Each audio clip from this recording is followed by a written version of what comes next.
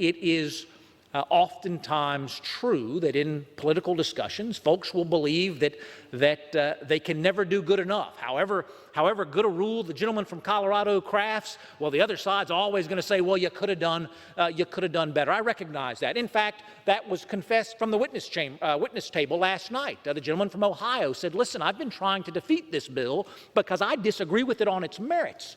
Now, if we're going to pass this bill, I think we should protect civil liberties, and I'm afraid my civil liberties concerns are being dismissed because I've developed a reputation for wanting to kill the bill altogether. We recognize that's a very real circumstance that we have before us. But when we passed the underlying legislation, the Bank Secrecy Act, I will remind my colleagues again, we came together and did it unanimously because it's important.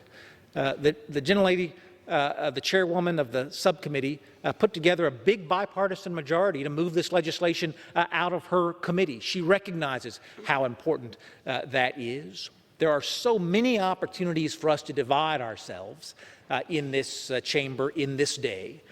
It is my regret that we have not taken this opportunity where the bill was so narrow, where the topic was so tailored, and where the expertise is so obvious to those of us in the chamber who don't have it, which members do have it, that we did not allow a more full-throated debate on this issue. For that reason, Madam Speaker, I'll be opposing the rule, but I very much would like to get to consideration of the underlying bill. We offered an amendment last night to do this in an open rule. That amendment was rejected. Our ranking member offered it. It was rejected on a party line vote. Let us recognize that we are including more voices today than this Congress has historically included. This is, again, for only the second time this year that I remember as many voices being included as there are.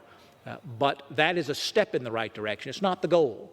The goal is to allow every member, each one of us representing 700,000 American citizens whose voice needs to be heard, to come to the floor and have that debate. Part of the reason you see the floor as empty as you do today, Madam Speaker, is because folks know the word has already gone out. Folks have already seen the literature. They know their voices have already been shut out. Those members who've offered improvements, they know they've already been rejected. They know there will not be a chance for their voice to be heard, and thus they are not on the floor with us today to pursue it. So to my friend, again, from Colorado, I would ask him to use his influence.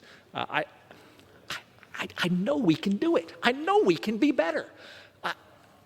And this, again, because of the chairwoman's expertise, because of the bipartisan way it moved through committee, this would have been the way, this would have been the time for us to begin trying to expect more of ourselves. And we have not taken advantage of that this time. I hope that we will not miss that opportunity next time.